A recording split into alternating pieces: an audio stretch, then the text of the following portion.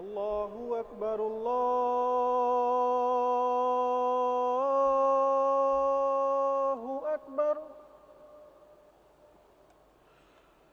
الله أكبر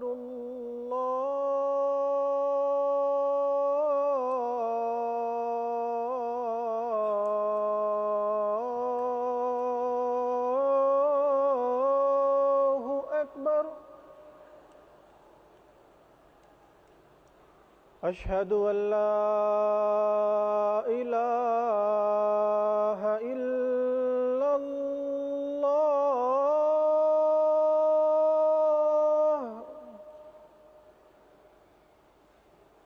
أشهد أن لا إله إلا الله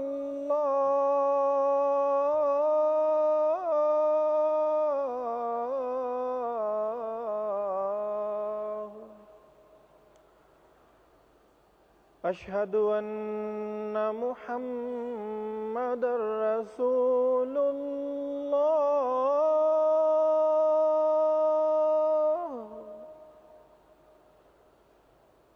أشهد أن محمدًا رسول الله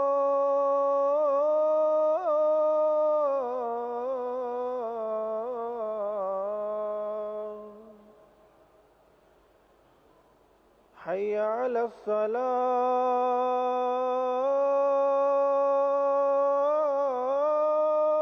الصلاة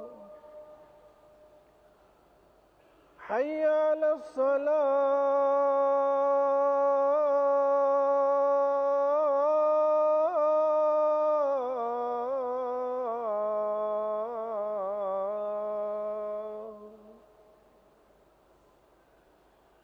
حي على الفلاح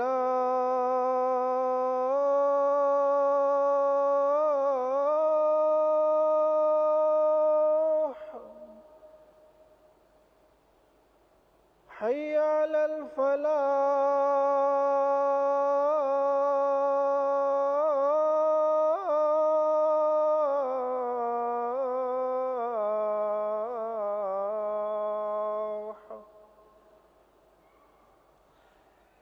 الله أكبر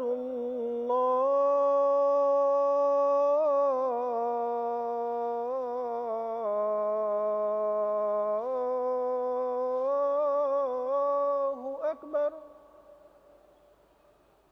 لا إله إلا الله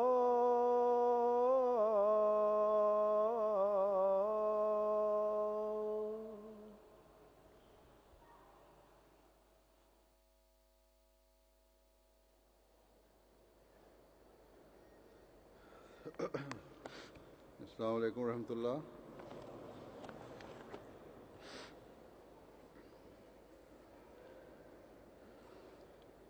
أشهد أن لا إله إلا الله وحده لا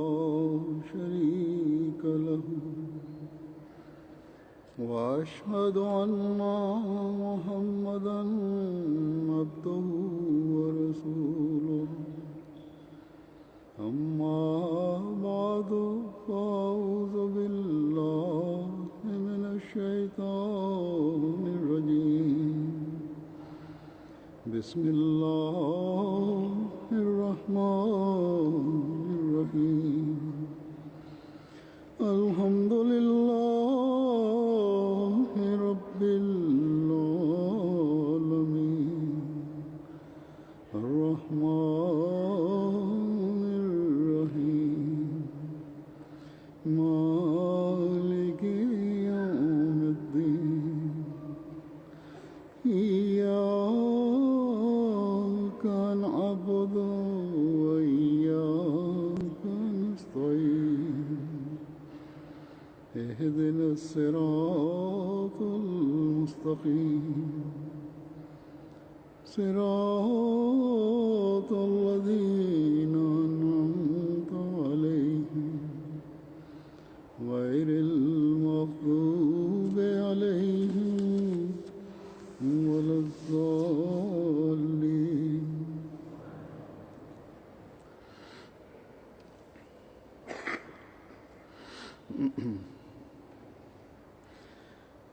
الحمدللہ آج جماعت احمدیہ جرمنی کا جلسہ سالانہ شروع ہو رہا ہے۔ اس سال جلسے کی انتظامیہ نے گزشتہ سال کی کمیوں کو سامنے رکھتے ہوئے کچھ بہتری پیدا کرنے کی کوشش کی ہے۔ اس میں سب سے پہلے تو آواز تھی، آواز پتہ لگے گا کہ اس میں کس حد تک بہتری ہوئی ہے۔ گزشتہ سال کیونکہ یہاں اس ہال میں، اس کارلسروے میں پہلا جلسہ تھا، اس لیے ظاہر ہے بعض مشکلات یا کمیاں جو کہ نئی جگہ میں پیدا ہوتی ہیں ہوئیں، اور یہ کوئی ایسی بات نہیں جس پر انتظامیہ پر بہت زیادہ انگلیاں اٹھائی جائیں یا اعتراض کیا جائے۔ ہاں، ایک صورت میں انتظامیہ قابل اعتراض ہو سکتی تھی اگر وہ اپنی غلطیوں اور کمیوں کی طرف توجہ نہ دیتی اور اصلاح کی کوشش نہ کرتی، لیکن جیسا کہ میں نے کہا، انتظامیہ نے اپنی کمزوریوں کو سامنے رکھتے ہوئے بعض کمیوں اور کمزوریوں کو دور کرنے کی کوشش کی ہے۔ اسی طرح اخراجات جو گزشتہ سال بعض غلط اندازوں اور نئی جگہ کی وجہ سے زیادہ ہو گئے تھے، ان میں بھی کمی کی کوشش کی ہے، لیکن ابھی بھی یقیناً اصلاح کی گنجائش اور بہتری کی گنجائش موجود ہے، جس پر انتظامیہ کو نظر رکھنی چاہیے کہ ترقی کرنے والی قومیں تجربات سے فائدہ اٹھا کر آگے بڑھتی اور ترقی کرتی ہیں، بعض دفعہ اپنے تجربات سے اور بعض دفعہ دوسروں کے تجربات سے، اور ہر اچھا مشورہ اور ہر اچھی چیز اپنانے کی کوشش کرتی ہیں، اور یہی بات ہمیں ہمارے آقا حضرت محمد رسول اللہ صلی اللہ علیہ وسلم نے بتائی ہے کہ ہر اچھی اور حکمت کی بات مومن کی گمی ہوئی میراث ہے، یہ جہاں سے بھی ملے اسے لے لو، کہ اسی میں روحانی اور مادی ترقی کا راز مضمر ہے۔ گزشتہ سال جب میں جرمنی آیا تو میں نے یہی حدیث برلن کے لارڈ میئر یا جو بھی میئر ہیں بڑے وہاں صوبے کے گورنر کا ہی درجہ رکھتے ہیں، ان کے سامنے کی، تو کہنے لگے کہ اگر یہی تم لوگوں کی تعلیم اور تمہارا عمل ہے تو تم بہت جلد دنیا کو اپنے ساتھ ملا لو گے یا دنیا جیت لو گے۔ کم و بیش یہی مضمون تھا ان کے الفاظ کا، اور انشاءاللہ تعالیٰ یہ تو ہونا ہے۔ تو بہرحال اگر ہم ترقی کرنے والی قوم ہیں، اور یقیناً ہیں، تو پھر ہمیں اپنی کمزوریوں پر آنکھیں نہیں بند کر لینی چاہیے، بلکہ نظر رکھنی چاہیے اور اصلاح کی طرف توجہ دینی چاہیے، اور پھر یہی نہیں کہ صرف دنیاوی نظر سے ہمیں دیکھنا ہے، بلکہ ہم تو اس بات کا دعویٰ کرتے ہیں کہ ہم نے اس زمانے میں حضرت مسیح موعود علیہ الصلوۃ والسلام کو مانا ہے، جو آن حضرت صلی اللہ علیہ وسلم کے اس روئے زمین پر سب سے بڑے عاشق صادق تھے، جو ہمیں اللہ تعالیٰ کے حقوق کی ادائیگی کی طرف توجہ دلانے آئے تھے، جو ہمیں اللہ تعالیٰ کی مخلوق کے حقوق کی ادائیگی کی طرف توجہ دلانے آئے تھے۔ بس یہ سب چیزیں تقاضا کرتی ہیں کہ ہم نے ہر چیز کو، ہر بات کو تقویٰ پر قائم رہتے ہوئے اور تقویٰ کی نظر سے دیکھنا ہے۔ اللہ تعالیٰ کا خوف اور خشیت اپنے دل میں پیدا کرنی ہے، اور اس عہد بیعت کو نبھانا ہے جو ہم نے حضرت مسیح موعود علیہ الصلوۃ والسلام کے ہاتھ پر کیا ہے۔ بس ان باتوں کو سامنے رکھتے ہوئے ہم نے اپنی تمام تر کمزوریوں کو دور کرنا ہے اور اس کے لیے کوشش کرنی ہے، صرف انتظامی کمزوریاں نہیں بلکہ ذاتی کمزوریاں بھی۔ اور جب اس سوچ کے ساتھ جلسے پر شامل ہونے والا ہر شخص جلسے پر آئے گا، شامل ہوگا، ہر مرد اور عورت اپنے خیالات کی،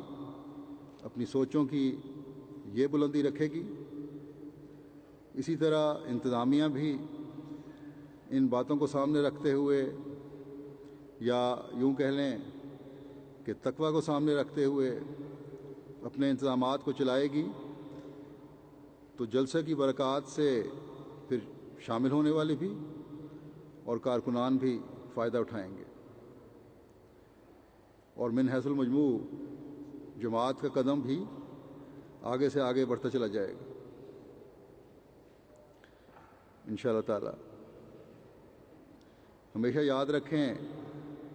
کہ جلسہ کے مقاصد بیان فرماتے ہوئے حضرت مسیح موعود علیہ الصلوۃ والسلام نے جہاں عبادتوں، تبلیغ، تقویٰ اور بہت سے دوسرے مقاصد کی طرف توجہ دلائی ہے، وہاں خاص طور پر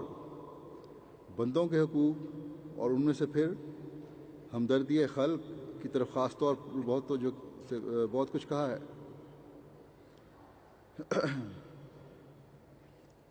دراصل تو حقیقی رنگ میں ہمدردی خلق کا جذبہ انسان کے دل میں پیدا ہو جائے تو حقوق العباد کی ادائیگی تو خود بخود ہوتی چلی جاتی ہے۔ بس اس طرف ہر احمدی کو توجہ دینے کی ضرورت ہے۔ حضرت مسیح موعود علیہ الصلوۃ والسلام نے جلسے کے بارے میں جب بھی اشتہار دیا اور اعلان فرمایا، اس پہلو کو خاص طور پر بیان فرمایا۔ آپ نے جہاں خدا تعالیٰ کا خوف، تقویٰ، زہد وغیرہ کی طرف توجہ دلائی، وہاں نرم دلی، آپس کی محبت، بھائی چارہ، عاجزی، انکساری کی طرف بھی اسی شدت سے توجہ دلائی کہ صرف عبادتیں تقویٰ نہیں ہے، صرف جماعت کی خدمت کر دینا تقویٰ نہیں، صرف اللہ اور رسول سے محبت کا اظہار کر دینا تقویٰ نہیں، صرف حضرت مسیح موعود علیہ الصلوۃ والسلام اور خلافت احمدیہ سے تعلق اور اطاعت تقویٰ نہیں، بلکہ تقویٰ تب کامل ہوتا ہے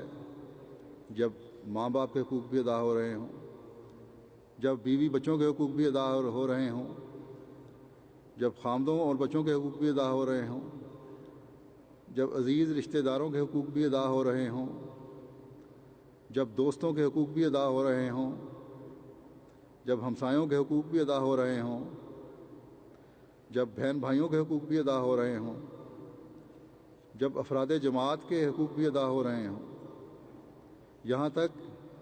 کہ جب دشمنوں کے حقوق بھی ادا ہو رہے ہیں، تب تقویٰ کامل ہوتا ہے۔ اور یہ سب تعلیم قرآن کریم میں موجود ہے۔ ہم جلسے میں شامل ہونے آئے ہیں تاکہ اپنی روحانی ترقی کے سامان کریں۔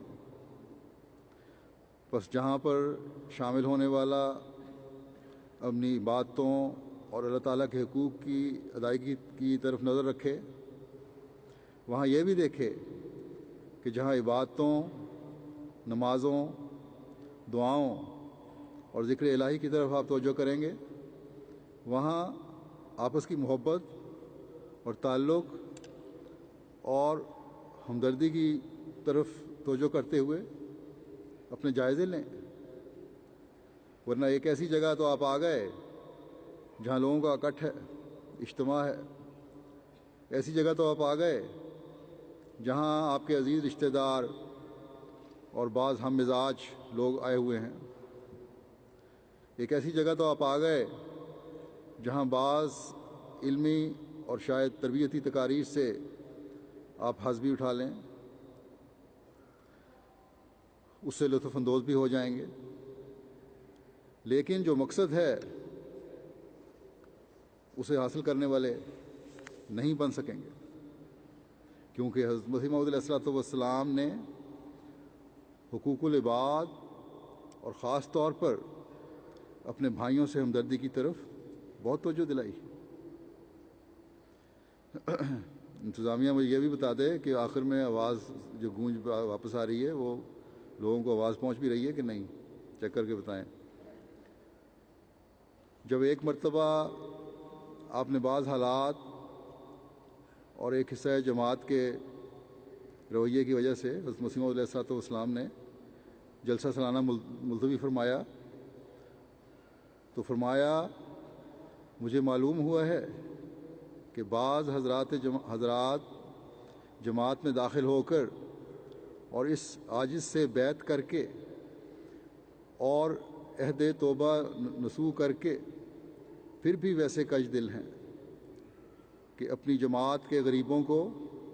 بھیڑیوں کی طرح دیکھتے ہیں۔ وہ مارے تکبر کے سیدھے منہ سے السلام علیکم نہیں کر سکتے، چاہ جائے کہ خوش خلقی اور ہمدردی سے پیش آویں، اور انہیں سفلہ اور خود غرض اس قدر دیکھتا ہوں، فرمایا انہیں سفلہ اور خود غرض اس قدر دیکھتا ہوں کہ وہ ادنا خود غرضی کی بنا پر لڑتے اور دوسرے سے دست بدامن ہوتے ہیں، اور ناکارہ باتوں کی وجہ سے ایک دوسرے پر حملہ ہوتا ہے۔ بسا اوقات گالیوں تک نوبت پہنچتی ہے اور دلوں میں کینے پیدا کر لیتے ہیں۔ پھر آپ فرماتے ہیں میں حیران ہوتا ہوں کہ خدایا یہ کیا حال ہے، یہ کون سی جماعت ہے جو میرے ساتھ ہے؟ نفسانی لالچوں پر کیوں ان کے دل گرے جاتے ہیں، اور کیوں ایک بھائی دوسرے بھائی کو ستاتا اور اس سے بلندی چاہتا ہے؟ میں سچ سچ کہتا ہوں کہ انسان کا ایمان ہرگز درست نہیں ہو سکتا جب تک اپنے آرام پر اپنے بھائی کے آرام کو حت الوسع مقدم نہ ٹھہراوے۔ آپ نے فرمایا جب تک خدا تعالی ہماری جماعت میں اپنے خاص فضل سے کچھ مادہ رفق اور نرمی اور ہمدردی اور جفا کشی کا پیدا نہ کرے، تب تک یہ جلسہ قرین مصلحت معلوم نہیں ہوتا۔ بس دیکھیں افراد جماعت کے آپس کے پیار، محبت اور ہمدردی اور ایک دوسرے کی خاطر قربانی کے جذبات اور احساسات نہ ہونے کی وجہ سے حضرت مسیح موعود علیہ الصلوۃ والسلام کس قدر دکھ، رنج اور تکلیف کا اظہار فرما رہے ہیں، اور سزا کے طور پر جلسہ بھی ملتوی فرما دیا۔ بعض لوگ سمجھتے ہیں کہ انتظامات کی کمی اور وسائل کی کمی کی وجہ سے جلسہ نہ کروایا، حالانکہ اس کے پیچھے وہ ہمدردی کی کمی اور بعض لوگوں کی طرف سے تکبر کا اظہار ہے اپنے بھائیوں کے لیے، جس نے حضرت مسیح موعود علیہ الصلوۃ والسلام کو شدید تکلیف میں مبتلا کر دیا۔ مجھے یاد ہے چند سال پہلے میں نے یہاں جرمنی میں ایک ہنگامی شورا بلائی تھی۔ وہاں جب جلسے کے معاملات پیش ہوئے تو ایک صاحب نے جو بات کی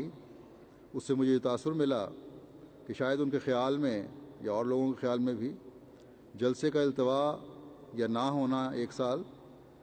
وسائل کی کمی کی وجہ سے تھا، حالانکہ یہ وسائل کی کمی ایک ضمنی چیز تھی۔ اصل چیز وہ دکھ تھا جو ایک دوسرے کے لیے ہمدردی کا جذبہ نہ رکھنے کی وجہ سے حضرت مسیح موعود علیہ الصلوۃ والسلام کو پہنچا تھا۔ بس ہمیشہ یاد رکھیں کہ ایک دوسرے کے لیے ہمدردی کے جذبات نہ رکھنا، ایک دوسرے کی عزت اور احترام نہ کرنا کوئی معمولی بات نہیں ہے۔ ہر احمدی کو جب وہ دوسرے کے حقوق ادا نہیں کر رہا ہوتا یا کسی سے ہمدردی کے جذبات نہیں رکھتا، حضرت مسیح موعود علیہ السلام کے اس فکرے کو سامنے رکھنا چاہیے کہ میں حیران ہوتا ہوں کہ خدایا یہ کیا حال ہے، یہ کون سی جماعت ہے جو میرے ساتھ ہے۔ جیسا کہ میں نے کہا تھا، اس جلسے کا مقصد صرف اللہ تعالیٰ کے حقوق ادا کرنا نہیں، بلکہ حقوق العباد کی ادائیگی کے لیے بھی پاک تبدیلی پیدا کرنا ہے، اور یہ ضروری ہے۔ آپ نے بڑے دکھ سے فرمایا کہ نماز پڑھتے ہیں لیکن نہیں جانتے کہ نماز کیا شے ہے۔ جب تک دل فروتنی کا سجدہ نہ کرے، صرف ظاہری سجدوں پر امید رکھنا طمع خام ہے، فضول خواہش بات ہے۔ بس نہ کسی کو اپنی نمازوں پر خوش ہونا چاہیے، نہ کسی کو اپنی جماعتی خدمات پر خوش ہونا چاہیے، نہ کسی کو کوئی خاص عہدہ ملنے پر خوش ہونا چاہیے، نہ کسی کو کسی مالی قربانی پر خوش ہونا چاہیے، جب تک کہ عاجزی، انکساری اور اپنے بھائیوں سے ہمدردی اس میں نہ ہو۔ اور جب حقوق اللہ کے ساتھ حقوق العباد کے جذبات ایک انسان میں موزون ہوتے ہیں تو پھر وہ حقیقی تقویٰ پر قدم مار رہا ہوتا ہے، اور حقیقی تقویٰ پر چلنے والا پھر کسی نیکی پر خوش نہیں ہوتا، اس میں فخر نہیں ہوتا، بلکہ اللہ تعالیٰ کا خوف اور اس کی خشیت اس میں بڑھتی چلی جاتی ہے۔ ہر نیکی کرنے کے بعد یہ فکر دامنگیر رہتی ہے کہ پتہ نہیں یہ نیکی خدا تعالیٰ کے ہاں قبولیت کا درجہ بھی پاتی ہے کہ نہیں۔ بس حقیقی نیکیاں تقویٰ پیدا کرتی ہیں، اور تقویٰ انسان میں عاجزی اور انکساری پیدا کرتا ہے، اور یہی چیز حضرت مسیح موعود علیہ السلام اس زمانے میں ہمیں پیدا کرنے آئے ہیں۔ دوسروں کے لیے ہمدردی کے جذبات رکھنے کی اہمیت کا اندازہ اس سے لگا لیں کہ شرائط بیعت، جو ایک احمدی کے حقیقی احمدی مسلمان کہلانے کے لیے بنیادی چیز ہے،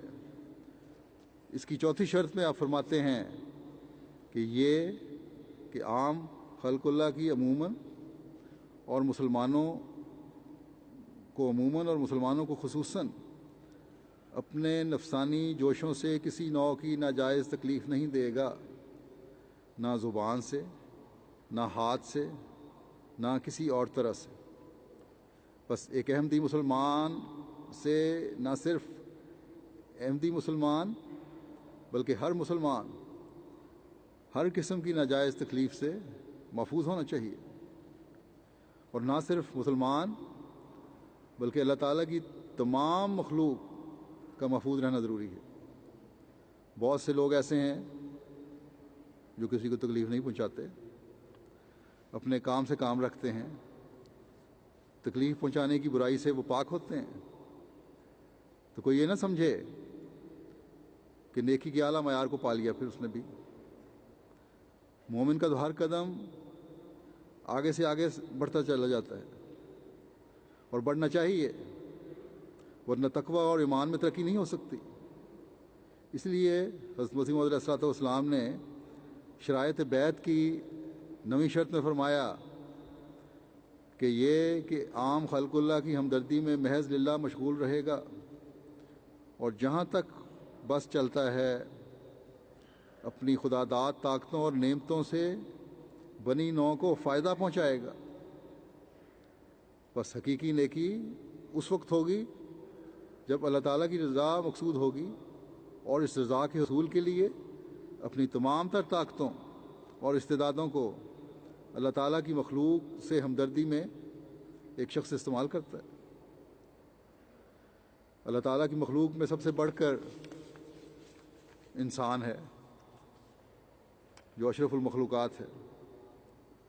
بس حقیقی انسان اس وقت بنتا ہے جب حقوق العباد کی ادائیگی کی طرف توجہ پیدا ہو، دوسروں کو فائدہ پہنچانے کی طرف توجہ دے۔ میں پہلے بھی کئی دفعہ بیان کر چکا ہوں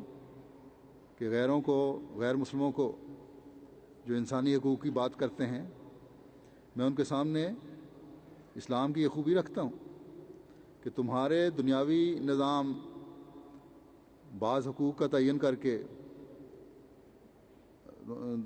یہ کہتا ہے، تمہارا دنیاوی نظام جو ہے حقوق کا تعین کر کے یہ کہتا ہے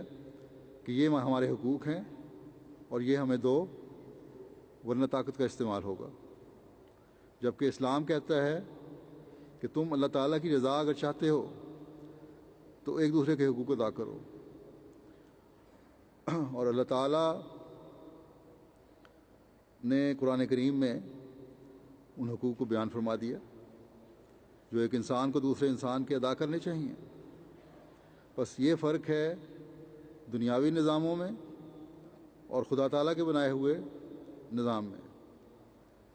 دنیاوی نظام اکثر اوقات حقوق حاصل کرنے کی باتیں کرتا ہے، اس کے لیے بعض اوقات ناجائز طریق بھی استعمال کیے جاتے ہیں۔ اور خدا تعالیٰ ہو اگر میری رضا کے طلبگار ہو تو حقوق ادا کرو، نہ صرف یہ کہ کسی مطالبے پر حقوق ادا کرو بلکہ حقوق کی ادائیگی پر نظر رکھ کر حقوق ادا کرو، اور انصاف سے کام لیتے ہوئے یہ حقوق ادا کرو، انسانی ہمدردی کے جذبے سے یہ حقوق ادا کرو۔ اب اگر دیکھیں یہ جذبہ ہمدردی ہر احمدی میں پیدا ہو جائے اور اس کو سامنے رکھتے ہوئے حقوق ادا کرنے کی کوشش کرے تو سوال ہی پیدا نہیں ہوتا کہ جماعت میں جھگڑوں اور مسائل کا سامنا ہو، نظام جماعت کو کے سامنے مسائل پیدا کیے جائیں۔ خلیفہ وقت کا بہت سا وقت جو ایسے مسائل کو نپٹانے یا کم از کم مہینے میں سینکڑوں خطوط اس نوعیت کے پڑھنے اور ان کا جواب دینے یا انہیں متعلقہ شعبے کو مارک کرنے میں خرچ ہوتا ہے، وہ کسی اور تعمیری کام میں خرچ ہو جائے جو جماعت کے لیے مفید بھی ہو۔ خلیفہ وقت کے پاس جب ایسے معاملات آتے ہیں تو اس نے تو ایسے معاملات کو بہرحال دیکھنا ہی ہے، انتظامی بہتری کے لیے بھی دیکھنا ہے، اصلاح کے لیے بھی، اور ہمدردی کے جذبے کے تحت بھی، کہ کہیں کوئی احمدی خود غرضی میں پڑھ کر اپنے حقوق کی فکر کر کے اور دوسرے کے حقوق مار کر ابتلا میں نہ پڑ جائے اور اللہ تعالیٰ کی ناراضگی کا موجب نہ بن جائے، یا کسی ظلم اور زیادتی کا نشانہ کوئی مظلوم نہ بن جائے۔ بعض مرتبہ ایسے معاملات بھی ہوتے ہیں جو فیصلہ کے کو لوگ مانتے نہیں، جماعتی فیصلہ یا خلیفہ کے فیصلے کو مانتے نہیں ہیں، مشورے کو مانتے نہیں، سمجھانے پر راضی نہیں ہوتے، ہٹ دھرمی اور ضد دکھاتے ہیں، ان کو پھر سختی سے جواب بھی دینا پڑتا ہے۔ اور میں بعض اوقات ایسے لوگوں کو جواب دیتا ہوں کہ پھر ٹھیک ہے، اگر تم یہ فیصلہ ماننے کو تیار نہیں تو پھر جماعت بھی تمہارے معاملات سے کوئی تعلق نہیں رکھے گی، یا بعض دفعہ سختی بھی کی جاتی ہے اور سزا بھی دی جاتی ہے، لیکن جذبہ ہمدردی ایسے لوگوں کے لیے بھی دعا پر مجبور کرتا ہے کہ اللہ تعالیٰ ان کو ہدایت دے اور یہ دنیاوی معاملات کی وجہ سے دین کو پس پشت ڈال کر اپنی عاقبت خراب نہ کریں۔ حضرت مسیح موعود علیہ الصلوۃ والسلام نے جو یہ فرمایا ہے کہ ناجائز تکلیف نہیں دے گا، اس سے یہی مراد ہے کہ بعض اوقات بعض معاملات میں دوسرے کو تکلیف تو پہنچ سکتی ہے اور وہ جائز ہوتی ہے، اس کا ایک، جیسا کہ میں نے کہا، اس کا ایک تو مطلب یہی ہے کہ جان بوجھ کر اور ارادتاً کسی کو تکلیف کا نہیں پہنچانی، اور یہی ایک مومن کی شان ہے کہ کبھی ارادتاً کسی کی تکلیف کا باعث نہ بنے، اور کبھی بننا بھی نہیں چاہیے۔ دوسرے یہ کہ بعض اوقات بامر مجبوری بعض ایسے اقدام جو نظام جماعت کو یا خلیفہ وقت کو کرنے پڑتے ہیں جو دوسروں کے لیے تکلیف کا باعث بنتے ہیں، لیکن یہ تکلیف اصلاح کی غرض سے ہوتی ہے، یہ تکلیف اصلاح کی غرض سے دی جاتی ہے، اور یہ ناجائز نہیں ہوتی۔ لیکن اس صورت میں بھی ہمدردی کے جذبے کے تحت جس کو کسی سزا یا تکلیف سے گزرنا پڑ رہا ہو، اس کے لیے دعا ضرور کرنی چاہیے، اور خلیفہ وقت کو تو سب سے زیادہ ایسے حالات سے گزرنا پڑتا ہے جہاں وہ یہ دیکھتا ہے کہ کہیں مجھ سے کسی کو تکلیف تو نہیں پہنچ رہی،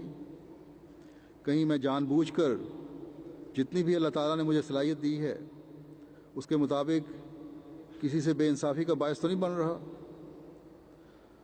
میرے کسی عمل سے کسی کے گھر کا ناجائز سکون تو برباد نہیں ہو رہا۔ اور پھر یہی نہیں، یہ بھی کہ ایسا طریق اختیار کیا جائے کہ اس سے ہمدردی کا اظہار ہو، اس کی بہتری کے سامان کیے جائیں، اس کی اصلاح کی صورت ہو۔ یہ انصاف اور ہمدردی کے تقاضے ہیں جو خلیفہ وقت میں پورے کرنے ہوتے ہیں، اور ظاہری اسباب کو سامنے رکھتے ہوئے خلیفہ وقت کا کام ہے کہ یہ تقاضے پورے کرے۔ اور پھر جو نظام جماعت ہے، جو عہدیدار ہیں جو خلیفہ وقت کی طرف سے مقرر کیے جاتے ہیں، ان کا کام ہے کہ اس انصاف اور ہمدردی کے جذبے سے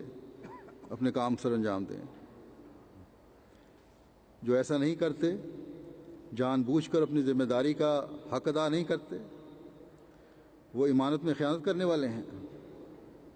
اور یقیناً خدا تعالیٰ کے حضور پوچھے جائیں گے۔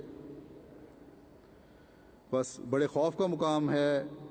عہدیداران کے لیے بھی، جماعت کے عہدے دنیاوی مقاصد کے لیے نہیں ہوتے، بلکہ اس جذبے کے تحت ہونے چاہیے کہ ہم نے ایک پوزیشن میں آ کر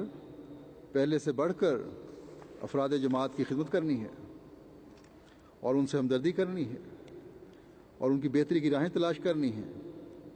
اور انہیں اپنے ساتھ لے کر چلنا ہے تاکہ جماعت کے مضبوط بندھن قائم ہوں اور جماعت کی ترقی کی رفتار تیز سے تیز تر ہو۔ بس یہ ہمدردی کا جذبہ ہر عہدیدار میں پیدا ہونا چاہیے، ہر جماعتی کارکن میں پیدا ہونا چاہیے۔ جب عہدیداران کے اپنے نمونے قائم ہوں گے تو پھر ہی عہدیدار بھی اپنی خدمات کا حق بھی ادا کرنے والے ہوں گے۔ حضرت مسیح موعود علیہ الصلوۃ والسلام فرماتے ہیں کہ خادم القوم ہونا مخدوم بننے کی نشانی ہے، یعنی قوم کے خادم بنیں گے تو بزرگی اور سرداری اللہ تعالیٰ کی طرف سے پھر ملے گی، اور یہ اللہ تعالیٰ کی طرف سے ہی ملتی ہے۔ حضرت صلی اللہ علیہ وسلم نے بھی فرمایا ہے کہ سید القوم خادم ہوں، کہ قوم کا سردار قوم کا خادم ہوتا ہے اور ہونا چاہیے۔ حدیثیں پڑھنے، سنانے اور سننے کا فائدہ تبھی ہے جب ان پر عمل کرنے کی بھی پوری کوشش ہو۔ عہدیداروں کو اپنا کردار بہرحال بہت بلند رکھنا چاہیے۔ لوگ باتیں بھی کرتے ہیں، تکلیفیں بھی پہنچاتے ہیں، لیکن ایک عہدیدار کا کام ہے کہ حوصلے سے کام لے، اور کبھی ایسے شخص کے لیے بھی اپنے جذبہ ہمدردی کو نہ مرنے دے۔ حضرت مسیح موعود علیہ السلام فرماتے ہیں کہ غصے کو کھا لینا اور تلخ بات کو پی جانا نہایت درجے کی جوان مرتی ہے، اور یہ حضرت صلی اللہ علیہ وسلم کے اس فرمان کی وضاحت ہے جس میں آپ نے فرمایا کہ پہلوان وہ نہیں جو دوسرے کو پچھاڑ دے، پہلوان وہ ہے جو غصے کے وقت اپنے غصے کو قابو میں رکھے۔ غصہ قابو میں ہو تبھی انصاف کے تقاضے بھی پورے ہوتے ہیں، اور تبھی ہمدردی کے ساتھ فیصلے بھی ہوتے ہیں۔ بس یہ معیار ہے جو ہمارے عہدیداران کو اپنانے کی کوشش کرنی چاہیے۔ یہ باتیں جو میں کہہ رہا ہوں صرف جرمنی کے عہدیداران کے لیے نہیں ہیں، بلکہ میرے مخاطب تمام دنیا کے جماعتی عہدیداران ہیں، انگلستان کے بھی، پاکستان کے بھی، ہندوستان کے بھی، اور امریکہ اور کینیڈا کے بھی، اور آسٹریلیا اور انڈونیشیا کے بھی، اور افریقہ کے بھی۔ یہ وضاحت میں اس لیے کر رہا ہوں کہ لوگ سمجھتے ہیں کہ جہاں خطبہ دیا جا رہا ہے وہیں کے لوگوں کی ایسی حالت ہے، جبکہ جیسا کہ عام خطبات میں جماعت کا ہر فرد مخاطب ہوتا ہے، اسی طرح اگر کسی مخصوص طبقے کے بارے میں بات ہے، وہ دنیا میں جہاں بھی ہیں وہ سب مخاطب ہیں، کیونکہ اب اللہ تعالیٰ نے MTA کے ذریعے بھی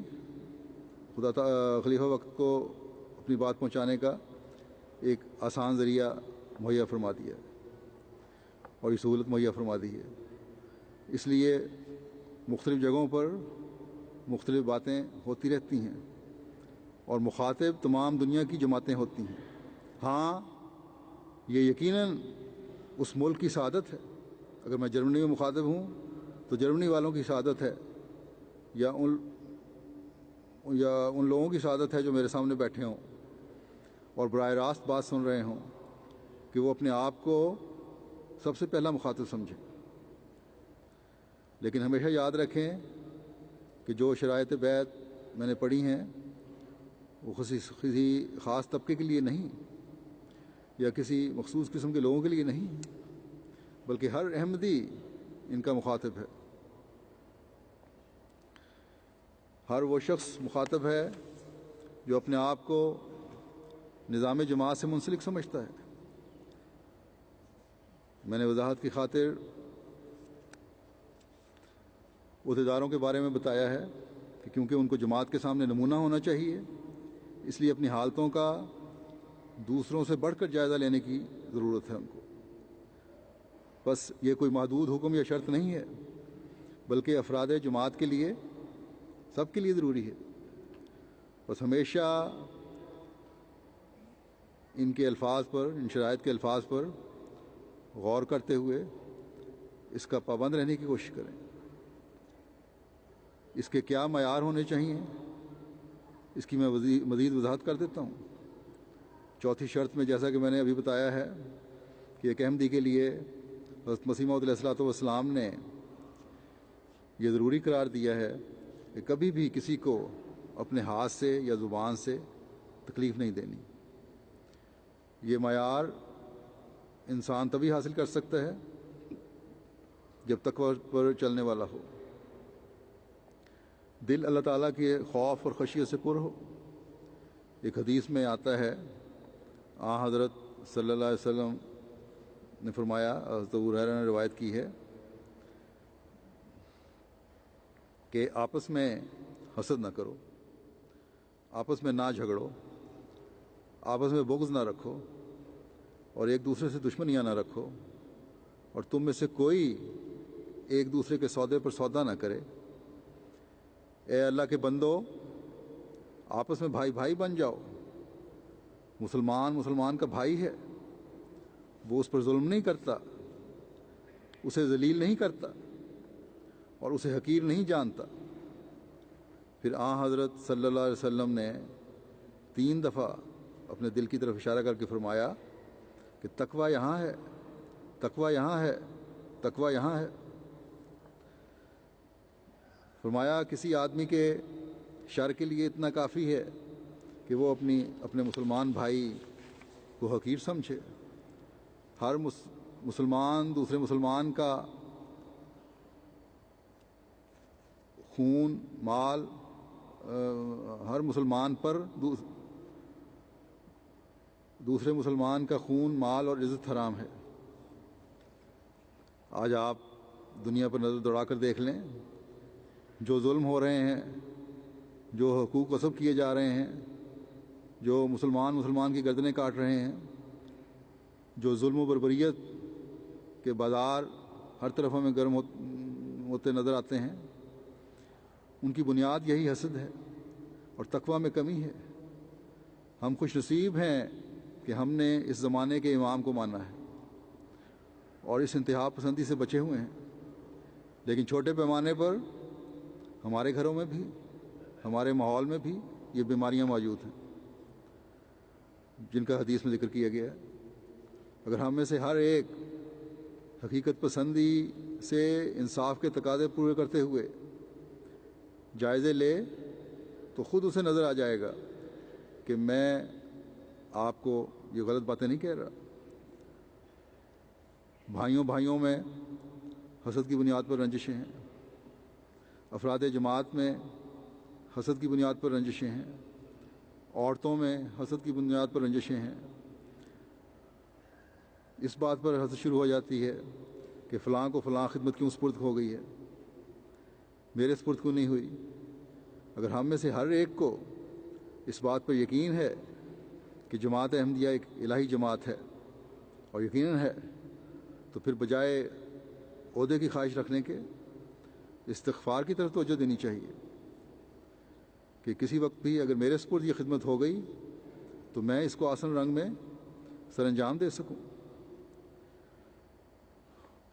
عہدے کی خواہش رکھنے کے والے کے بارے میں تو حضرت صلی اللہ علیہ وسلم نے فرمایا ہے کہ ایسے شخص کو پھر عہدہ ہی نہ دو.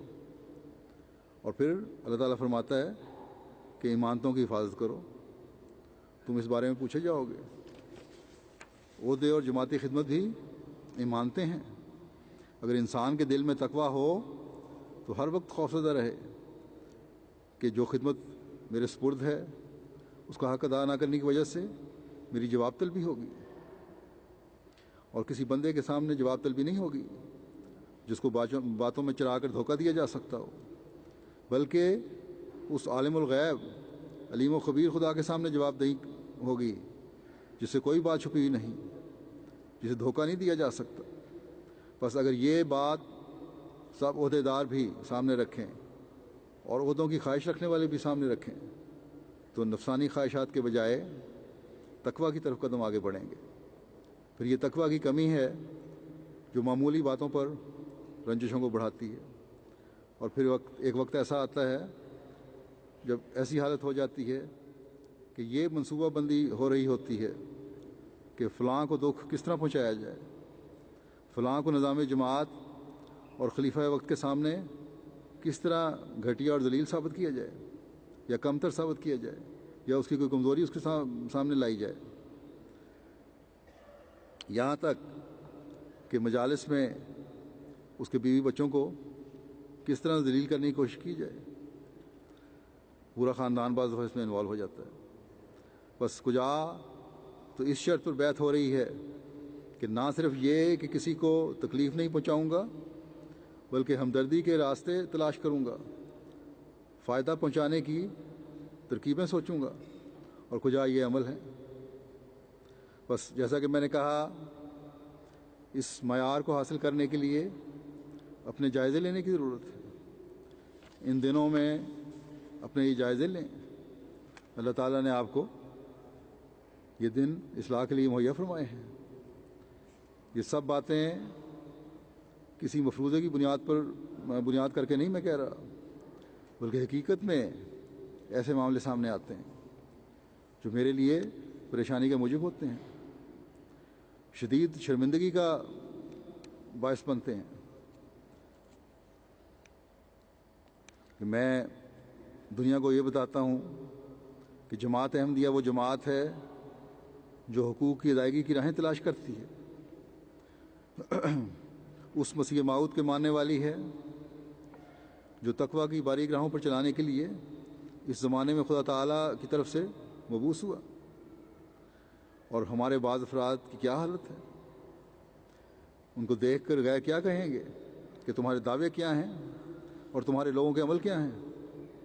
بس اگر دنیا میں انقلاب کا ذریعہ ہم نے بننا ہے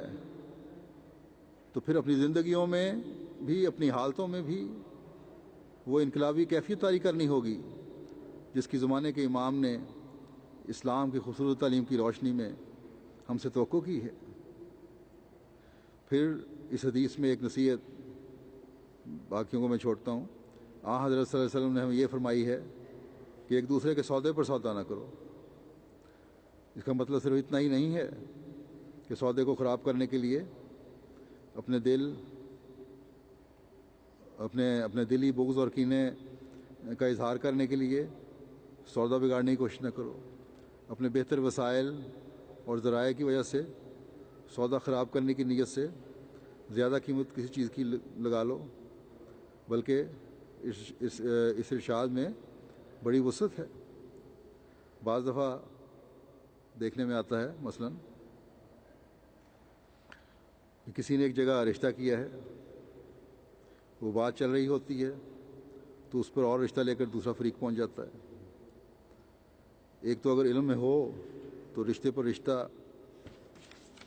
کسی احمدی کو نہیں بھیجنا چاہیے، نہ لڑکی والوں کو لے جانا چاہیے نہ لڑکے والوں کو. دوسرے، جس لڑکے اور لڑکی کے رشتے کی بات چل رہی ہے انہیں بھی اور ان کے گھر والوں کو بھی پہلے آئے ہوئے رشتے کے بارے میں دعا کر کے فیصلہ کرنا چاہیے، اور بعد میں آنے والے رشتے کو سوچنا بھی نہیں چاہیے، سوائے اس کے کہ دعاؤں کے بعد پہلے رشتے کی دل میں تسلی نہ ہو. پھر بعض دفعہ یہ صورتحال بھی بنتی ہے کہ ایک لڑکی کا رشتہ کسی لڑکے سے آیا ہے اور لڑکے یا اس لڑکی کے گھر والوں سے کسی تیسرے شخص کو رنجش ہے، تو لڑکی کے گھر والوں کے پاس پہنچ جاتے ہیں کہ اس میں فلاں فلاں نقص ہے اور اس سے بہتر رشتہ میں تمہیں بتا دیتا ہوں، اس کا انکار کر دو. اور وہ بہتر رشتہ کبھی پھر بتایا ہی نہیں جاتا، اور یوں حسد، بغض اور کینے اور تقوی میں کمی کی وجہ سے دو گھروں کو برباد کیا جاتا ہے. پھر بعض دفعہ لڑکی والوں اور لڑکی کو بدنام کرنے کے لیے اس طرح کے حربے استعمال کیے جاتے ہیں اور بیچاری لڑکیوں کو بدنامی کے داغ لگائے جاتے ہیں، اور یہ سب حسد کا نتیجہ ہے. گویا ایک گناہ کے بعد دوسرا گناہ پیدا ہوتا چلا جاتا ہے. الزام تراشی کی جاتی ہے لڑکیوں پر. بس اللہ تعالیٰ کے رسول کے اس حکم پر عمل کریں کہ اپنے دلوں کو تقوی سے پر کرو. ہر معاملے میں تقوی کا اظہار اور استعمال کرو، اور تقوی کا معیار تمہارے لیے وہ اسوہ حسنہ ہے جس کے بارے میں قرآن کریم میں خدا تعالیٰ نے تمہیں بتا دیا ہے کہ لقد کان لکم فی رسول اللہ اسوۃ حسنہ. یقیناً تمہارے لیے اللہ تعالیٰ کے رسول میں اسوہ حسنہ ہے. آپ نے صرف مومن کی یہی تعریف نہیں کی کہ اس کے شر سے مسلمان محفوظ رہے، بلکہ فرمایا مومن وہ ہے جس سے دوسرے تمام انسان امن میں رہیں. اور آپ وہ ہستی تھے جو ہمدردی خلق میں بھی اپنے نمونے کے لحاظ سے انتہا کو پہنچے ہوئے تھے. شفقت اور آفت میں بے انتہا میں بھی آپ انتہا کو پہنچے ہوئے تھے، اور کوئی خلق ایسا نہ تھا جس کی انتہائی حدود کو بھی آپ نے نہ پا لیا ہو. بس آج جب ہم اپنے آپ میں پاک تبدیلیاں پیدا کرنے کے لیے جمع ہوئے ہیں تو ان نمونوں کی جگالی کرنے کی ضرورت ہے، ان رسائے کو سننے کی ضرورت ہے جو حضرت صلی اللہ علیہ وسلم کے پاک نمونے اور آپ کے حوالے سے ہم تک پہنچیں. آپ صلی اللہ علیہ وسلم نے فرمایا دین خیر خائی کا نام ہے. جب عرض کیا گیا کس کی خیر خائی، تو آپ نے فرمایا اللہ، اس کی کتاب، اس کے رسول، مسلمان ائمہ اور ان کے عوام الناس کی خیر خائی. بس ایک حقیقی مومن کے لیے کوئی راہ فرار نہیں ہے۔ عوام الناس کی خیر خواہی کے مقام کو بھی اس مقام تک پہنچا دیا جس کی ادائیگی کے بغیر نہ خدا تعالیٰ کا حق ادا ہو سکتا ہے، نہ اس کی کتاب کا حق ادا ہو سکتا ہے، نہ اس کے رسول کا حق ادا ہو سکتا ہے۔ اس بات کو حضرت مسیح موعود علیہ الصلوۃ والسلام نے بھی بیان فرمایا ہے، جس کا مفہوم یہ ہے کہ حقیقی تقویٰ صرف ایک قسم کی نیکی سے حاصل نہیں ہوتا، جب تک کہ تمام قسم کی نیکیوں کو بجا لانے کی کوشش نہ ہو۔ پھر دیکھیں ہمارے آقا و مطاع صلی اللہ علیہ وسلم کے اعلیٰ اخلاق کے اصول کے لیے عاجزی کی انتہائی حدوں کو پہنچی ہوئی دعا۔ وہ نبی جو ہر وقت اپنی جان کو دشمنوں کے لیے بھی ہمدردی کے جذبے کے تحت ہلکان کر رہا تھا، جس کا رواں رواں اپنوں کے لیے سراپا رحمت و شفقت تھا، اپنے رب کے حضور عاجزی اور بے قراری سے یہ دعا کرتا ہے کہ اے میرے اللہ، میں برے اخلاق اور برے اعمال سے اور بری خواہشات سے تیری پناہ چاہتا ہوں۔ بس یہ وہ تقویٰ ہے جس کے بارے میں حضرت صلی اللہ علیہ وسلم نے اپنے دل کی طرف اشارہ کر کے فرمایا تھا کہ وہ یہاں ہے، اور یہ وہ کامل اسوہ ہے جس کی پیروی کا اللہ تعالیٰ نے ہمیں حکم فرمایا ہے۔ بس ہمیں کس قدر اس دعا کی ضرورت ہے، کس قدر اپنے جائزے لینے کی ضرورت ہے، کس قدر ہمیں اپنے گریبان میں جھانک کر شرمندہ ہونے کی ضرورت ہے۔ پھر آپ فرماتے ہیں جس شخص نے کسی مسلمان کی دنیاوی بے چینی اور تکلیف کو دور کیا، اللہ تعالیٰ قیامت کے دن اس کی بے چینیوں اور تکلیفوں کو اس سے دور کر دے گا، اور جس نے کسی تنگ دست کو آرام پہنچایا اور اس کے لیے آسانی مہیا کی، اللہ تعالیٰ آخرت میں اس کے لیے آسانیاں مہیا کرے گا۔ جس نے کسی مسلمان کی پردہ پوشی کی، اللہ تعالیٰ آخرت میں اس کی پردہ پوشی کرے گا۔ اللہ تعالیٰ اس بندے کی مدد کے لیے تیار رہتا ہے جو اپنے بھائی کی مدد کے لیے تیار ہو۔ بس کون ہے جو یہ دعویٰ کرے کہ میں قیامت کے دن تمام قسم کی بے چینیوں سے پاک رہوں گا؟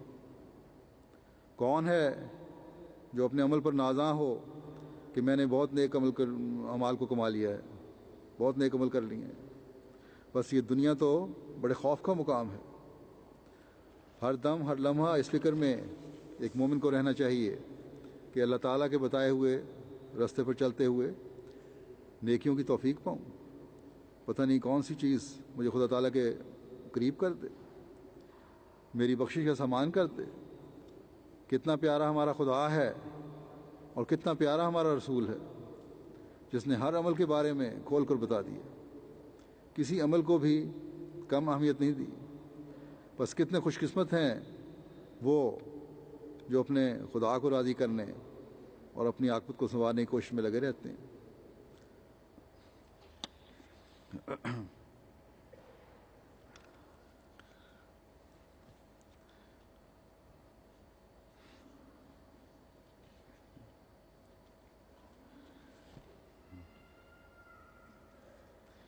تاکہ اس کوشش میں لگے رہتے ہیں تاکہ خدا تعالیٰ ان کی بے چینیوں کو دور فرمائے، تاکہ اللہ تعالیٰ ان کے لیے آسانیاں پیدا فرمائے۔ حضرت مسیح موعود علیہ الصلوۃ والسلام ایک دوسرے سے ہمدردی اور شفقت کے بارے میں ایک جگہ فرماتے ہیں، نوع انسان پر شفقت اور اس سے ہمدردی کرنا بہت بڑی عبادت ہے، اور اللہ تعالیٰ کی رضا حاصل کرنے کے لیے یہ ایک زبردست ذریعہ ہے، مگر میں دیکھتا ہوں کہ اس پہلو میں بڑی کمزوری ظاہر کی جاتی ہے۔ دوسروں کو حقیر سمجھا جاتا ہے، ان پر ٹھٹھے کیے جاتے ہیں۔ ان کی خبرگیری کرنا اور کسی مصیبت اور مشکل میں مدد دینا تو بڑی بات ہے، یہ تو بہت بڑی بات ہے کہ خبرگیری کی جائے، ان کو تو مذاق اڑایا جاتا ہے، ٹھٹھے کیے جاتے ہیں۔ پھر آپ فرماتے ہیں بس مخلوق کی ہمدردی ایسی شے ہے کہ اگر انسان اسے چھوڑ دے اور اس سے دور ہوتا جاوے تو رفتہ رفتہ پھر وہ درندہ ہو جاتا ہے۔ انسان کی انسانیت کا یہی تقاضا ہے، اور وہ اسی وقت تک انسان ہے جب تک اپنے دوسرے بھائی کے ساتھ مروت، سلوک اور احسان سے کام لیتا ہے، اور اس میں کسی قسم کی تفریق نہیں ہے۔ پھر حضرت اقدس مسیح موعود علیہ الصلوۃ والسلام فرماتے ہیں اسلام کی خوبی بیان کرتے ہوئے، مسلمانوں کی خوبی بیان کرتے ہوئے دوسرے مذاہب کے مقابلے میں، کہ قرآن شریف نے جس قدر والدین اور اولاد اور دیگر اقارب اور مساکین کے حقوق بیان کیے ہیں، میں نہیں خیال کرتا کہ وہ حقوق کسی اور کتاب میں لکھے گئے ہوں، جیسا کہ اللہ تعالیٰ فرماتا ہے وَاعْبُدُوا اللَّهَ وَلَا تُشْرِكُوا بِهِ شَيْئًا وَبِالْوَالِدَيْنِ إِحْسَانًا وَبِذِي الْقُرْبَى وَالْيَتَامَى وَالْمَسَاكِينِ وَالْجَارِ ذِي الْقُرْبَى وَالْجَارِ الْجُنُبِ وَالصَّاحِبِ بِالْجَنبِ وَابْنِ السَّبِيلِ وَمَا مَلَكَتْ أَيْمَانُكُمْ إِنَّ اللَّهَ لَا يُحِبُّ مَنْ كَانَ مُخْتَالًا فَخُورًا۔ تم خدا کی پرستش کرو اور اس کے ساتھ کسی کو مت شریک ٹھہراؤ، اور اپنے ماں باپ سے احسان کرو اور ان سے بھی احسان کرو جو تمہارے قرابتی ہیں۔ اس فقرے میں اولاد اور بھائی اور قریب اور دور کے تمام رشتہ دار آ گئے، اور پھر فرمایا کہ یتیموں کے ساتھ بھی احسان کرو اور مسکینوں کے ساتھ بھی، اور جو ایسے ہمسائے ہوں جو قرابت والے بھی ہوں اور ایسے ہمسائے ہوں جو محض اجنبی ہوں، اور ایسے رفیق بھی جو کسی کام میں شریک ہوں یا کسی سفر میں شریک ہوں یا نماز میں شریک ہوں یا علم دین حاصل کرنے میں شریک ہوں، اور وہ لوگ جو مسافر ہیں، اور وہ تمام جاندار جو تمہارے قبضے میں ہیں، سب کے ساتھ احسان کرو۔ خدا ایسے شخص کو دوست نہیں رکھتا جو تکبر کرنے والا اور شیخی مارنے والا ہو، جو دوسروں پر رحم نہیں کرتا۔ پھر ایک جگہ آپ فرماتے ہیں اس کے بندوں پر رحم کرو اور ان پر زبان یا ہاتھ یا کسی تدبیر سے ظلم نہ کرو، اور مخلوق کی بھلائی کے لیے کوشش کرتے رہو اور کسی پر تکبر نہ کرو، گو اپنا ماتحت ہو، اور کسی کو گالی مت دو گو وہ گالی دیتا ہو۔ غریب اور حلیم اور نیک نیت اور مخلوق کے ہمدرد بن جاؤ تا قبول کیے جاؤ۔ بڑے ہو کر چھوٹوں پر رحم کرو، نہ ان کی تحقیر، اور عالم ہو کر نادانوں کو نصیحت کرو، نہ خود نمائی سے ان کی تذلیل، اور امیر ہو کر غریبوں کی خدمت کرو، نہ خود پسندی سے ان پر تکبر۔ ہلاکت کی راہوں سے ڈرو۔ بس یہ حضرت مسیح موعود علیہ الصلوۃ والسلام کی اپنی جماعت کے افراد کے لیے تعلیم اور دلی کیفیت کا اظہار ہے، تاکہ نہ صرف یہ کہ دنیا کے سامنے ایک پاک نمونہ قائم کرنے والے ہم ہوں، بلکہ اللہ تعالیٰ کا رحم حاصل کرنے والے بھی ہم بن جائیں۔ ایک حدیث میں آتا ہے حضرت صلی اللہ علیہ وسلم نے فرمایا رحم کرنے والوں پر رحمان خدا رحم کرے گا، تم اہل زمین پر رحم کرو، آسمان والا تم پر رحم کرے گا۔ بس جب ہم اللہ تعالیٰ کا رحم مانگتے ہیں، اس سے اس کی رحمت کے تمام چیزوں پر حاوی ہونے کا واسطہ دے کر اس سے دعا مانگتے ہیں، اور کہ تو ہمیں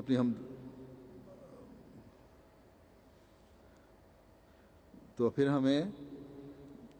اپنی ہمدردی خلق کے جذبے کو بھی پہلے سے بڑھ کر دکھانا ہوگا، اس میں بھی وسعت دینی ہوگی۔ بس ان دنوں میں جہاں احمدی اپنی عبادتوں اور ذکر الہی کے ذریعے سے خدا تعالیٰ سے تعلق مضبوط کرنے کی کوشش کرے، وہاں ہمدردی خلق اور رنجشوں کو دور کرنے اور اخلاق کے اعلیٰ معیار قائم کرنے کی طرف بھی توجہ کرنی چاہیے۔ خالصتاً خدا تعالیٰ کی رضا کے حصول کے لیے ایک دوسرے کے حقوق کی ادائیگی کی طرف توجہ دینی چاہیے، اور یہ اس وقت تک نہیں ہو سکتا جب تک دلوں کی قدورتیں اور رنجشیں دور نہ ہوں۔ اصل ہمدردی خلق کا جذبہ تو وہیں ظاہر ہوتا ہے جہاں ہر ایک سے بلا امتیاز اور بلا تخصیص ہمدردی کا جذبہ ہو، اور یہی ہمدردی کا جذبہ پھر ایک دوسرے کے لیے دعاؤں کی طرف بھی توجہ دلاتا ہے، اور پھر آپس کی دعاؤں سے تقویٰ کا قیام عمل میں آتا ہے۔ دلوں اور روحوں کی پاکیزگی کے سامان ہوتے ہیں، اور حقوق العباد کی ادائیگی کے نئے معیار قائم ہوتے ہیں۔ بس جس بات پر حضرت مسیح موعود علیہ الصلوۃ والسلام نے ہم سے عہد بیعت لیا ہے، یہ کوئی معمولی چیز نہیں ہے، یہ ہماری حالتوں میں انقلاب لانے کے لیے بھی بہت ضروری ہے۔ اللہ تعالیٰ کی رضا کے حصول کے لیے بھی ضروری ہے، اور معاشرے میں اسلام کی خوبصورت تعلیم پھیلانے اور انقلاب لانے کے لیے بھی ضروری ہے۔ بس ان دنوں میں اس جذبے کو بڑھانے اور بڑھاتے چلے جانے کی کوشش کریں، اور دعائیں بھی کریں کہ اللہ تعالیٰ سب کو اس کی توفیق عطا فرمائے۔ اللہ تعالیٰ سب کو حضرت مسیح موعود علیہ السلام کی دعاؤں کو وارث بنائے،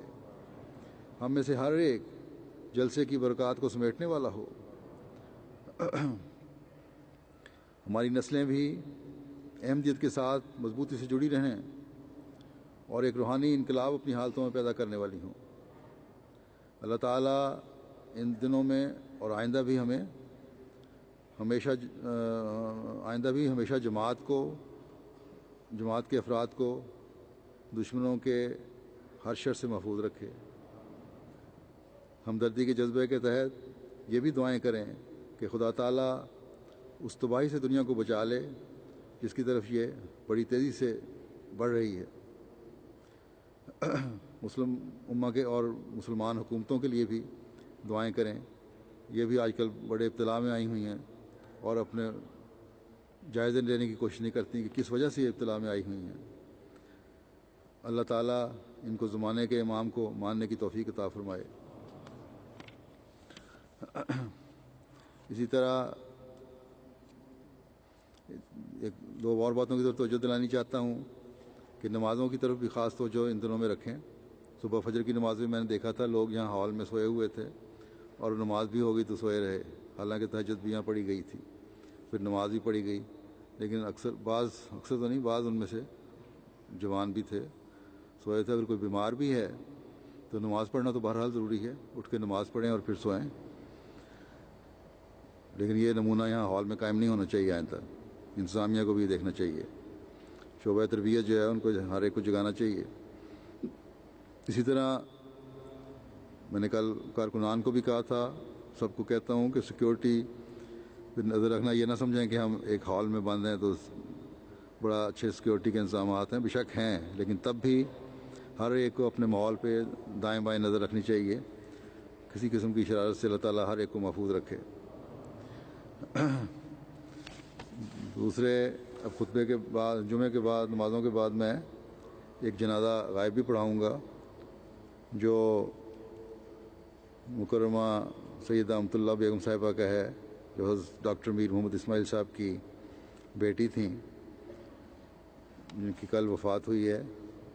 انا للہ و انا الیہ راجعون، 92 سال کی عمر میں۔ آپ سیدہ چھوٹی آپا ام متین صاحبہ کے سے چھوٹی تھیں، دوسرے نمبر پر تھیں، اور میٹرک کی تعلیم کے بعد دینیات کلاس پاس کی۔ یہ مکرم پیر صلاح الدین صاحب مرحوم کی اہلیہ تھیں،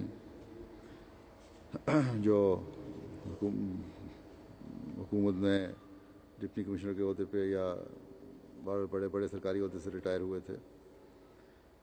1943 سے لے کے 44 میں ملتان کی لجنہ کی صدر بھی رہی ہیں، آپ کو لجنہ کی صدر کے طور پر خدمات کی توفیق ملی۔ پارٹیشن کے فوراً بعد راولپنڈی میں سیکٹری مال اور دیگر جماعتی عہدوں پر فائز رہیں۔ 1971 میں آپ کو اپنے خاوند کے ساتھ حج کرنے کی سعادت بھی نصیب ہوئی، اور یہ خوبی جو ان کی تھی، جو ہر ایک نے ان کے بارے میں لکھی ہے، وہ یہ تھی کہ گو انہوں نے بعض حادثات بھی دیکھے، ایک جوان بیٹے کی موت بھی ہوئی، خاوند کی موت کے بعد جوان بیٹے کے ساتھ رہتی تھیں، اس کی وفات بھی ہو گئی اچانک، لیکن ہمیشہ صبر سے کام لیا، انہوں نے کبھی صبر کا دامن ہاتھ سے نہیں چھوڑا، بہت دعا گوار اور عبادت گزار تھیں۔ بچوں کو اکثر یہ نصیحت کرتی تھیں کہ عبادت کی طرف توجہ کرو اور نماز کو نہ چھوڑو۔ صدقہ خیرات بہت کرتی تھیں، بعض خواتین کے باقاعدہ وظیفے لگائے ہوئے تھے، اسی طرح مطالعہ کا بھی بڑا شوق تھا۔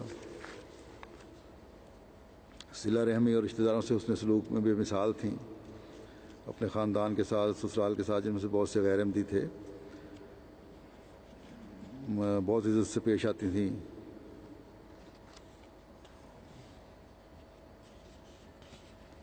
سسرال والے بھی آپ کی نصائح اور باتوں کو بہت احترام کیا کرتے تھے۔ اسی طرح قرآن کریم پڑھانے کا بہت شوق تھا، جہاں بھی آپ رہی ہیں وہاں قرآن کریم بچوں کو پڑھایا کرتی تھیں۔ قرآن کریم پڑھانے سے قبل پوری تیاری کیا کرتی تھیں، اس کے نوٹس لیا کرتی تھیں اور اکثر تکبر سے بچنے کی تلقین کیا کرتی تھیں اپنے بچوں کو. پھر کہتی تھیں کہ جو رشتہ دار کم تعلیم یافتہ ہیں ان کے بارے میں کہا کرتی تھیں کہ ان کے ساتھ کبھی تکبر سے پیش نہ ہو، اور فرماتی تھیں کہ بوریا نشینوں کے ساتھ بوریا نشین ہو جاتے ہیں. اللہ تعالیٰ مرحومہ کے درجات بلند فرمائے اور ان کی اولاد کو بھی خلافت سے وابستہ رکھے، جماعت سے وابستہ رکھے اور نیکیوں کی توفیق عطا فرمائے.